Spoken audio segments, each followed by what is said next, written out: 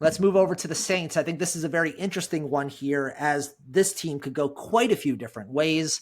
Mike, why don't you start us off with who you would go with?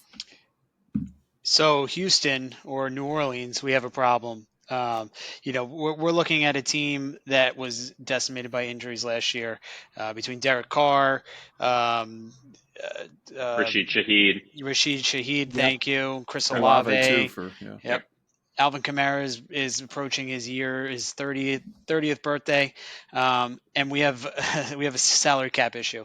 Besides that, what's wrong? Other than that, how was the play, Mrs. Lincoln? Yeah. So where do you start? I mean, ideally, this would probably be a trade out situation, but since we can't do that in this situation, I think what you do is you take the best quarterback prospect that is still out there. I know that Derek Carr's contract's a little tricky. I believe that he can't cut him this year because it's about a $50 million cap hit. I don't even know if you can cut him next year, to be honest with you. And I believe you can next year. But even I think you can void it after, which won't or provide at least you. The cap hit is going to be nowhere near as bad. It's a swallowable cap hit. Right. Next year. But eventually you have to swallow the $50 million. And what's the best way to do that with a quarterback that's on a rookie contract? And I got to tell you here, this one I really rolled around in my head. I think I'm going Shador. Adam, well, I know we need a quarterback here. Is Shador the guy? I know you're a Shuck fan, but is it either way? Are we looking quarterback here in this spot? Or are you looking elsewhere? I personally am looking elsewhere. I don't hate Shador as a developmental prospect, but I think some of the information that's come out about the Derek Carr injury is that maybe he's playing it up because he doesn't want to be a bridge quarterback. And if that's true and we draft Shador, then we're not, and Shador becomes our starting quarterback, we're not really improving the team because Shador next year is not going to provide much more than Derek Carr has, if anything more. So me personally, I'm going to say, all right, let's keep Derek happy for now.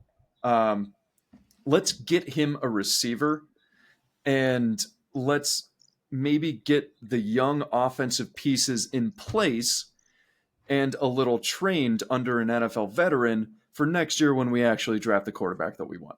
I don't think Shador here is going to be better value than wherever the Saints either are picking or could trade up to next year in terms of the quarterbacks available. So, yeah, I would go receiver here. And that receiver would be? Well, if Burden's still on the board because you didn't pick him for the last pick, I believe, I would go Burden. The entire wide receiver class Tet's still on the field. All right, I take Tet. Okay. Yeah. Eli, anything to add? Yeah, just breaking character for a second. Mike and I are both Packer fans. And if there's anyone to understand drafting a developmental quarterback and letting him sit behind a veteran, it is us, right? We understand the value of that. I actually think it's a great position for the Saints to do that. Back in character, Mickey, based on our tier list of quarterbacks, I would have Shador below Michael Penix and Bo Nix of last year, 8th and 12th pick in the draft last year. We're at 9 is the value there for a quarterback of his talent. But what we do have is a very long, big, talented edge rusher. I know how much you love those, Mickey. Mykel Williams out of Georgia with the incredible wingspan. His floor is incredibly high with his run defense, which we need. He has the athleticism to develop into a star pass rusher for us, and he's incredibly young. Every coach at Georgia spoke incredibly highly of Mykel and what he would add to our locker room. It's where I would go for our team. Cam Jordan is not going to play for us forever.